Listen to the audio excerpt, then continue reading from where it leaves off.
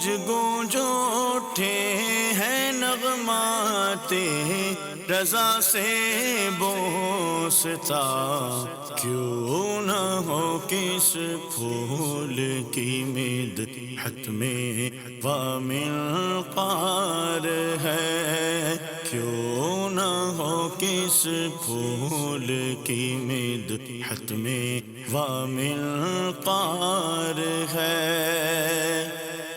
الحمدللہ رب العالمین والصلاة والسلام علی سید المرسلین، اما بعد فاعوذ باللہ من الشیطان الرجیم، بسم اللہ الرحمن الرحیم۔ الصلاة والسلام علیک یا رسول اللہ وعلی آلک واصحابک یا حبیب اللہ، الصلاة والسلام علیک یا نبی اللہ وعلی آلک واصحابک یا نور اللہ۔ میٹھے میٹھے اسلامی بھائیوں اور مدنی چینل کے ناظرین، سلسلہ ہے نغمات رضا، اور سبحان اللہ اس مبارک سلسلے میں گلشن رضا کے مہکتے پھولوں کی مہکتی خوشبو لے کر ہم آپ کے لیے حاضر ہوتے ہیں۔ امام عشق و محبت اعلیٰ حضرت کے دیوان کا ایک خوبصورت کلام اپنے سلسلے میں شامل کرتے ہیں اور اس کی کچھ شرح، اس کی کچھ یوں سمجھیے تفصیل جاننے کی کوشش کرتے ہیں۔ ویسے تو امام عشق و محبت کا اپنے کلاموں میں کیا معافی ضمیر تھا، ہماری اوقات نہیں کہ ہم اسے بیان کر سکیں، لیکن جو علماء نے یا شعراء نے ان کتابوں سے سمجھا، ان اشعار سے سمجھا، ان کے چند مدنی پھول ہم پیش کرتے ہیں۔ بہت خوبصورت کلام۔ رونق بزم جہاں ہیں عاشقان سوختہ، کہہ رہی ہے شمع کی گویا زبان سوختہ۔ کچھ مشکل الفاظ بھی ہیں، پہلے اس کے معنی سمجھتے ہیں۔ رونق کہتے ہیں چمک دمک کو، بزم کہتے ہیں محفل کو، عاشقان سوختہ یعنی دل جلے، عاشق زار یہ ان کے لیے استعمال ہوتا ہے۔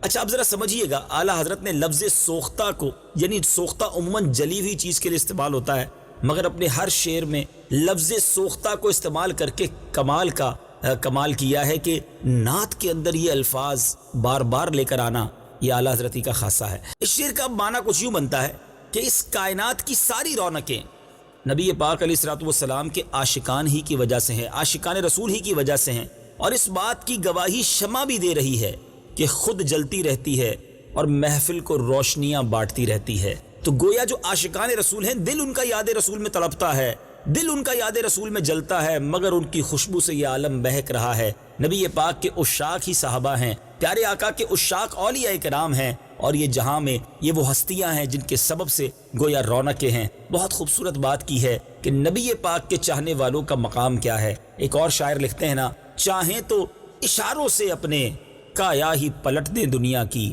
یہ شان ہے ان کے غلاموں کی، سرکار کا عالم کیا ہوگا۔ تو نبی پاک کے جو غلام ہیں وہ کائنات کی رونق کا سبب ہیں۔ بہت خوبصورت بات ہے۔ اعلیٰ حضرت لکھتے ہیں، رونق بزم جہاں ہیں عاشقان سوختہ، کہہ رہی ہے شمع کی گویا زبان سوختہ۔ رونق بزم جہاں ہیں عاشقان سوختہ، رونق بزم جہاں ہیں عاشقان سوختہ،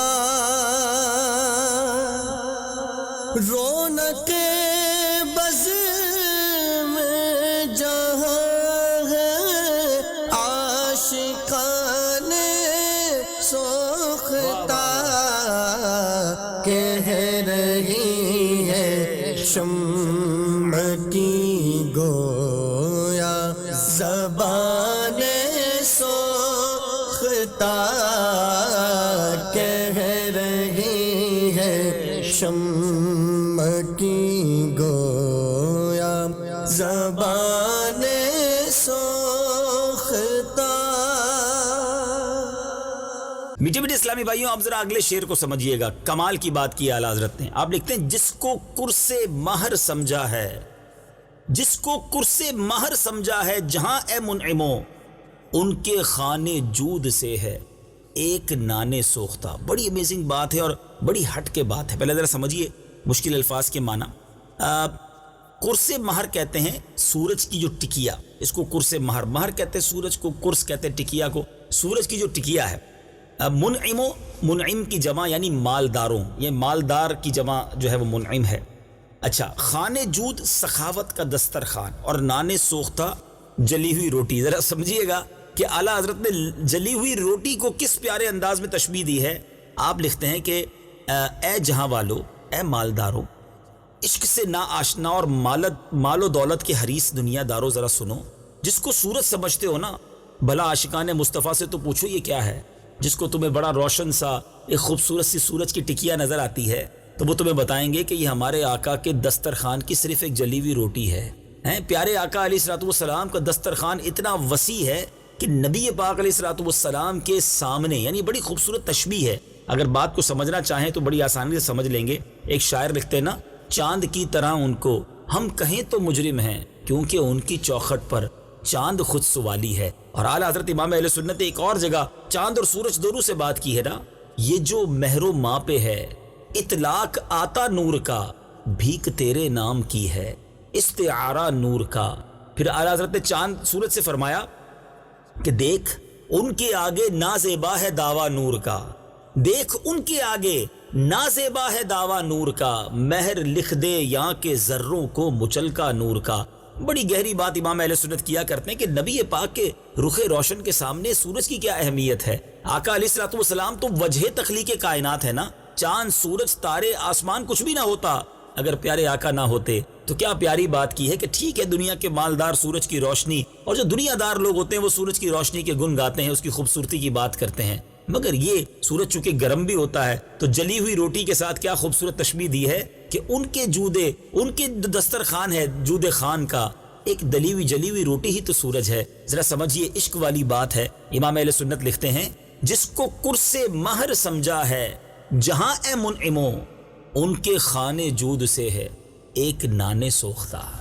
جس کو کرس مہر سمجھا ہے جہاں اے منعمو، جس کو کرس مہر سمجھا ہے جہاں اے منعمو، ان کے خانے جود سے ہے ایک نانے سوختہ، ان کے خانے جود سے ہے ایک نانے سوختہ. اللہ اکبر. اب نبی پاک علیہ الصلوۃ والسلام کی بارگاہ میں کتنے پیارے انداز میں ایک التجا کی جا رہی ہے. ماہ من یہ نیر محشر کی گرمی تابک ہے، ماہ من یہ نیر محشر کی گرمی تابک ہے، آتش عصیاں میں خود جلتی ہے جانے سوختہ. ماہ من اعلیٰ حضرت بھی کمال کرتے ہیں، کبھی اپنے کلام میں اردو کے ساتھ ساتھ فارسی کے الفاظ اور کبھی عربی کے الفاظ لاتے ہیں. ماہ من یہ فارسی کا انداز ہے. ماہ من میرے چاند یعنی اے میرے آقا. نیر کہتے ہیں، یہ بھی سورج کو نیر بھی کہا جاتا ہے. نیر محشر یعنی سورج کی گرمی بڑی زیادہ ہوگی نا محشر کے دن. تو اعلیٰ حضرت عرض کر رہے ہیں کہ یا رسول اللہ، یہ میرے آقا یہ محشر کی جو سورج کی گرمی ہے یہ کب تک رہے گی؟ آتش عصیاں میں خود جلتی ہے جانے سوختہ. عصیاں کہتے ہیں گناہوں کو، آتش کہتے ہیں گناہوں کی آگ. اعلیٰ حضرت گویا یہ عرض کر رہے ہیں کہ یا رسول اللہ، آپ کے ہوتے ہوئے بھی یہ محشر کی سورج کی قیامت خیز گرمی کب تک رہے گی؟ ہماری جان تو گناہوں کی آگ میں پہلے ہی جل رہی ہے، اس سورج نے تو جسم کو بھی جلانا شروع کر دیا ہے. ذرا ابر کرم کا چھیٹا ہم گناہگاروں پر پڑ جائے تاکہ اس گرمی کا جوش تو ختم ہو. آپ کے دیدار کے متوالوں کو دیکھ کر جان لے کہ یہ دیوانے مجھے دیکھنے کے لیے اکٹھے نہیں ہوئے، یہ تو اپنے محبوب کو دیکھنے کے لیے جمع ہوئے ہیں. سبحان اللہ. بڑی پیاری التجا ہے کہ حضور آپ کے ہوتے ہوئے بھی یہ محشر کی گرمی ہمیں ستا رہی ہے. شہزادہ اعلیٰ حضرت مولانا مفتی اعظم ہند مصطفیٰ رضا خان صاحب نوری لکھتے ہیں نا، بڑی پیاری بات لکھتے ہیں کہ خورشید حشر جو ہے اس کی یقیناً گرمی بہت زیادہ ہوگی، مگر آقا جب آپ ہوں گے تو ہمیں غم نہیں ہوگا. میٹھے اسلامی بھائی اب ذرا اس شعر کو سمجھیے. ماہ من یہ نیر محشر کی گرمی تابک ہے، آتش عصیاں میں خود جلتی ہے جانے سوختہ.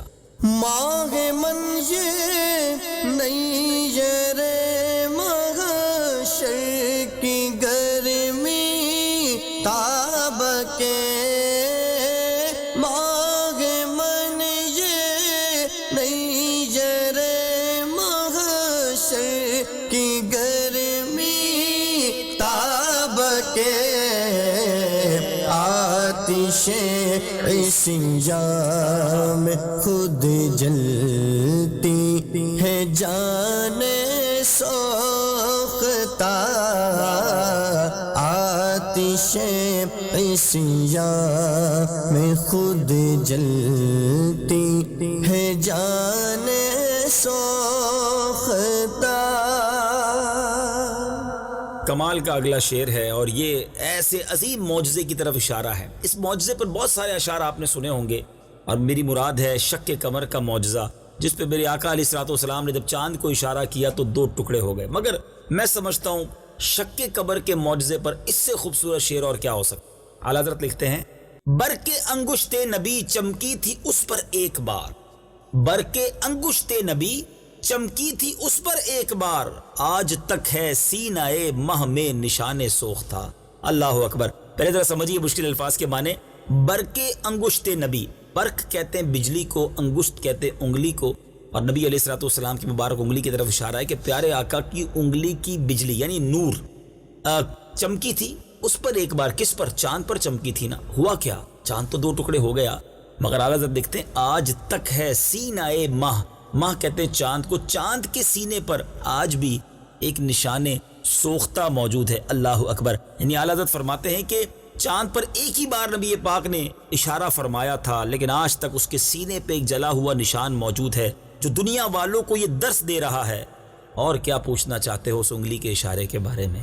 آج بھی سائنس نے ترقی کی، بتانے والے بتاتے ہیں کہ جو لوگ چاند پر پہنچے انہوں نے آج بھی اس پر ایک نشان دیکھا ہے کہ یہ ایک ایسی لمبی لکیر ہے کہ کہیں کسی موقع پر چاند کے 2 ٹکڑے ہوئے تھے۔ سبحان اللہ، کیا بات ہے میرے آقا کے اشارے کی۔ پنجابی شاعر لکھتے ہیں نا، کر کے اشارہ سونا سورج نو موڑ دا، آپے چند توڑ دا تے آپے چند جوڑ دا، بگڑی بناوے میرے نبی دا اشارہ، قسم خدا دی سانو سب نالو پیارا۔ پیارے آقا کے اشارے کی کیا بات ہے، سبحان اللہ۔ اور اسی اشارے کی کرم نوازی کی طرف اعلیٰ حضرت نے ایک شعر لکھا نا، ایک میں کیا میرے عصیاں کی حقیقت کتنی، آقا ایک میں کیا میرے عصیاں کی حقیقت کتنی، مجھ سے 100 لاکھ کو کافی ہے اشارہ تیرا۔ انشاءاللہ ضرور ہماری طرف بھی اشارہ ہوگا۔ اعلیٰ حضرت کمال کی بات لکھتے ہیں، ایمان تازہ ہو جاتا ہے شعر کو سن کر۔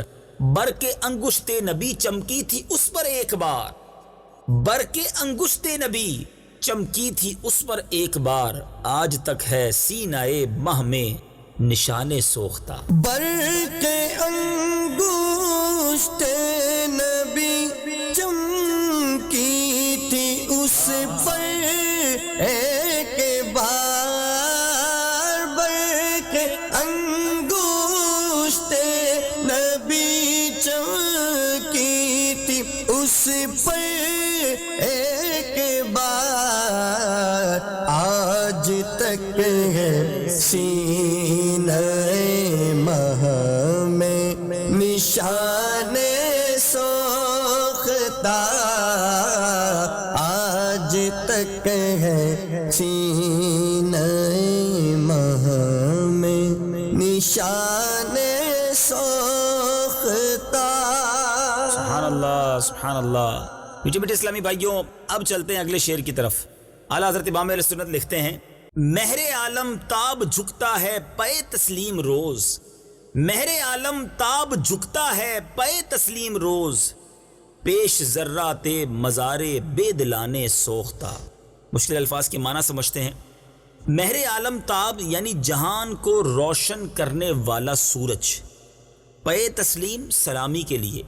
اچھا، روز سے مراد یہاں روزانہ ہے، پیش بمانے سامنے ہے، اور ذرات مزار یعنی قبر کے ذرے، اور بے دلاں کس کو کہتے ہیں؟ یہ عاشقان رسول کے لیے لفظ استعمال ہوتا ہے۔ اعلیٰ حضرت امام اہل سنت کیا خوبصورت بات لکھتے ہیں کہ یا رسول اللہ صلی اللہ تعالیٰ علیہ وسلم کہ آپ کی محبت میں جو اپنی جان و دل کو جلا چکے ہیں، بے دلانے سوختہ یعنی وہ عاشقان رسول جو اپنا جان و دل جلا چکے ہیں، ان کا اس قدر مقام ہو گیا ہے کہ ان کے مزارات کی خاک کو سورج بھی سلام کر کے گزرتا ہے۔ اگر کسی کو یقین نہ آئے تو اصحاب کہف کا واقعہ پڑھ لے۔ جی ہاں، قرآن اصحاب کہف کے ان مزارات کے بارے میں کیا کہتا ہے سنیے اور ایمان تازہ کیجیے، اور اعلیٰ حضرت کی کس قدر قرآن پر گہری نظر ہے اس کو ذرا سمجھیے۔ آئیے قرآن پاک کی وہ آیات اور ان کا ترجمہ سنتے ہیں۔ وترى الشمس إذا طلعت تزاور عن كهفهم ذات اليمين وإذا غربت تقرضهم ذات الشمال وهم في فجوة منه. اور اے محبوب تم سورج کو دیکھو گے کہ جب نکلتا ہے تو ان کے غار سے داہنی طرف بچ جاتا ہے اور جب ڈوبتا ہے تو انہیں بائیں طرف کترا جاتا ہے، حالانکہ وہ اس غار کے کھلے میدان میں ہیں. جی مدنی چل کے ناظرین، جانا آپ نے. شاعر لکھتے ہیں نا، کیا عقل نے سمجھا ہے کیا عشق نے جانا ہے، کیا عقل نے سمجھا ہے کیا عشق نے جانا ہے، ان خاک نشینوں کی ٹھوکر میں زمانہ ہے. جو پیارے آقا پر اپنا سب کچھ قربان کر دینا، ان کا مقام بڑا بلند ہو جاتا ہے. ایک اور شاعر لکھتے ہیں نا کہ ان کے جو غلام ہو گئے وقت کے امام ہو گئے، نام لیوا ان کے جو ہوئے ان کے اونچے نام ہو گئے. سورج بھی گویا سلام کرتے ہوئے گزرتا ہے کن کے مزارات پر؟ جنہوں نے اپنا سب کچھ نبی پاک پر قربان کر دیا. کیا لکھتے ہیں؟ مہر عالم تاب جھکتا ہے پے تسلیم روز، پیشے ذرات مزارے بے دلانے سوختہ. مگر عالم تاب جھکتا ہے پائے تسلیم روز، مگر عالم تاب جھکتا ہے پائے تسلیم روز، پیش ذرات مزارے بے دلانے سوختہ، پیش ذرات مزارے بے دلانے سوختہ. سبحان اللہ سبحان اللہ. اگلا شعر ذرا سنیے. اعلیٰ حضرت لکھتے ہیں، کوچائے گیسوئے جانا سے چلے ٹھنڈی نسیم، کوچائے گیسوئے جانا سے چلے ٹھنڈی نسیم، بالوں پر افشاں ہوں یارب بلبلانے سوختہ. اب ذرا مشکل الفاظ کے معنی سمجھتے ہیں. ہماری اردو بھی اچھی ہو جاتی ہے جب اعلیٰ حضرت کے اشعار سنتے ہیں اور اس کی ترجمے کو سمجھنے کی کوشش کرتے ہیں. جانا سے مراد محبوب کی بات ہے. نسیم کہتے ہیں نرم اور خوشبودار ہوا. افشاں سے مراد یہ چھڑکنا ہے، اس سے مراد چھڑکنا ہے. تو بڑا پیارا اس کا معنی بنتا ہے. اعلیٰ حضرت امام اہل سنت گویا یہ عرض کر رہے ہیں کہ اے اللہ، تیرے محبوب کے گیسوؤں کو چھو کر چلنے والی ہوا کب یہاں پہنچے گی؟ جو آقا کے گیسوؤں کو چھو کر چلتی ٹھنڈی ہوا ہے، نسیم ہے، وہ ہم تک کب پہنچے گی؟ کیونکہ بلبلانے سوختہ، پیارے آقا کے جو عاشق ہیں اپنے بالوں پر اس پر نچھاور کرنے کو تیار ہیں کہ مدینے کی ہوا آئے اور ہم نبی پاک کی نعت خوانی میں مصروف ہو جائیں.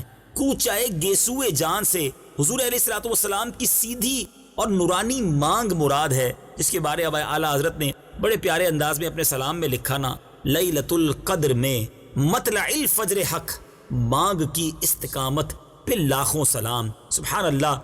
بڑی پیاری ایک تشبیہ دی ہے اعلیٰ حضرت امام اہل سنت نے. ذرا سنیے گا، کوچائے گیسوئے جانا سے چلے ٹھنڈی نسیم. آقا کے مدینے سے نبی پاک کے گیسو مبارک کو چومتی ہوئی ایک ٹھنڈی ہوا آئے، اور جب وہ ٹھنڈی ہوا آ جائے تو ہم بالوں پر افشا کریں، یعنی بلبل جو ہوتی ہے وہ اپنے بال اور پر قربان کرتی ہے، تو گویا سرکار کے سناخاں اپنا سب کچھ اس ہوا پر قربان کر دیں. بات کیا ہے باد صبا اتنی کیوں معطر ہے، سبز سبز گنبد کو چوم کر چلی ہوگی. مدینے کی ہوا کی کیا بات ہے. اعلیٰ حضرت امام اہل سنت نے کمال کا شعر لکھا. یقین کریں کمال کا شعر ہے. یہ ہے عاشق رسول کا انداز کہ اگر بھینی اور ٹھنڈی ہوا بھی آئے نا، یہ پھولوں سے خوشبو اچھی آنے لگے، تو یہ پھولوں کا کمال نہیں ہے، یہ مدینے سے لگتا ہے ہوا آئی. اعلیٰ حضرت لکھتے کیا مدینے سے صبا آئی کہ پھولوں میں ہے آج، کیا مدینے سے صبا آئی کہ پھولوں میں ہے آج، کچھ نئی بو بھینی بھینی پیاری پیاری واہ واہ. یہ وہ عشق والی ناک ہے جو انہیں میسر تھی. سبحان اللہ. اور اسی انداز سے اسی مبارک ہوا کا تذکرہ کرتے ہیں، کوچائے گیسوئے جانا سے چلے ٹھنڈی نسیم، بالوں پر افشاں ہو یارب بلبلانے سوختہ. کوچائے گیسوئے جانا سے چلے ٹھنڈی نسیم، کوچائے گیسوئے جانا سے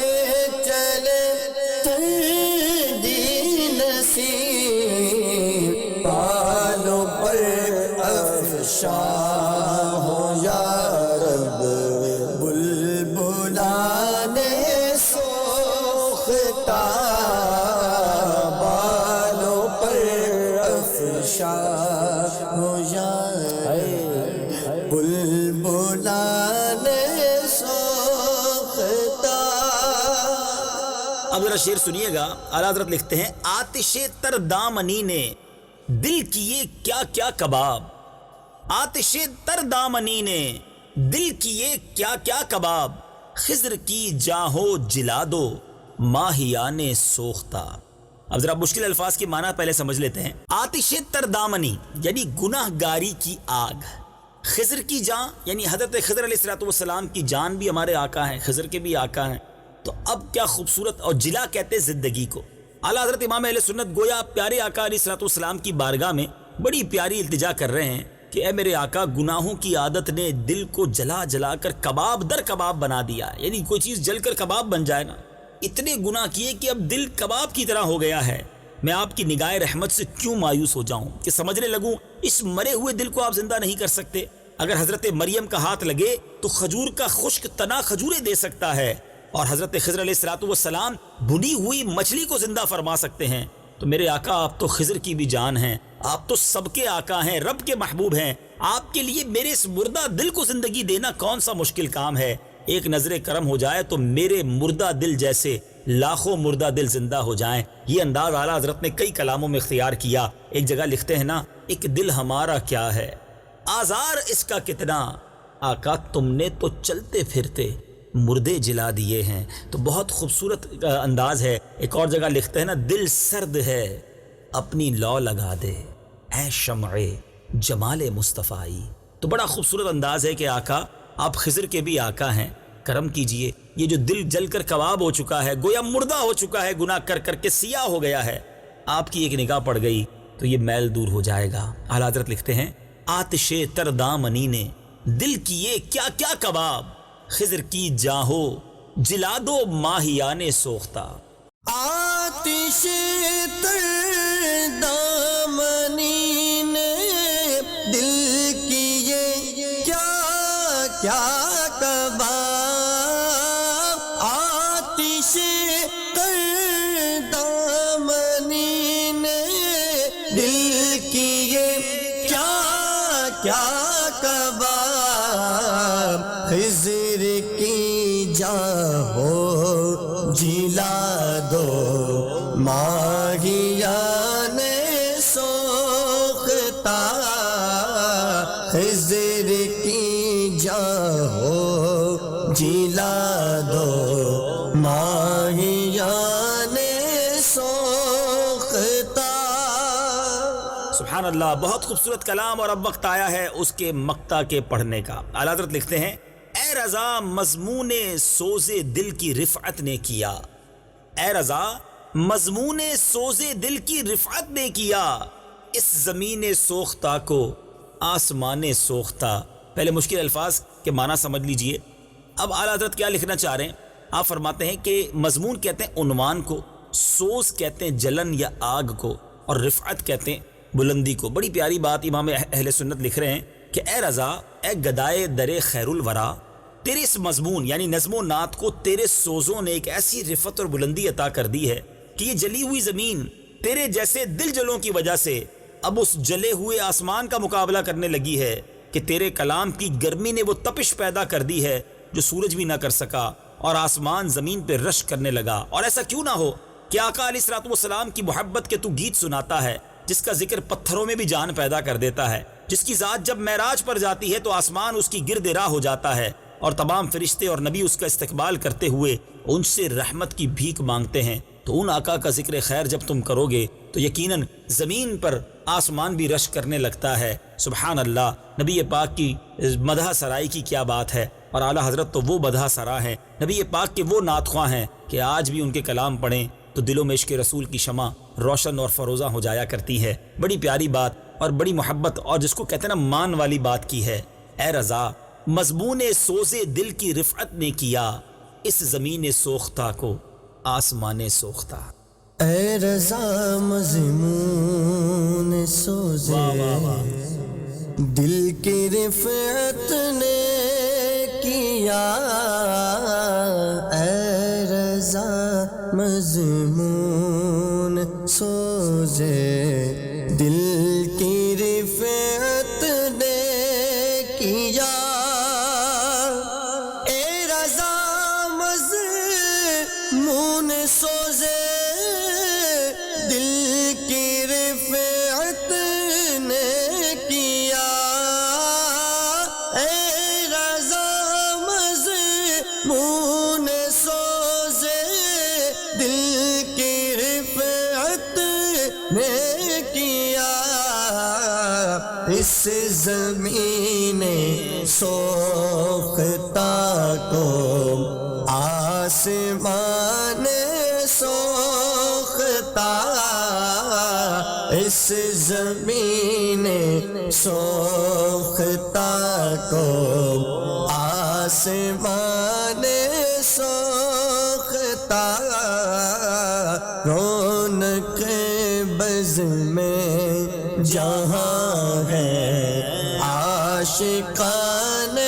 سوختہ کہہ رہی ہے شمع کی گویا زبان سوختہ رونق بز میں جہاں ہے عاشقان سوختہ۔ اللہ کریم اس مبارک کلام کے صدقے ہمیں بھی عاشقان سوختہ میں شامل فرما دے۔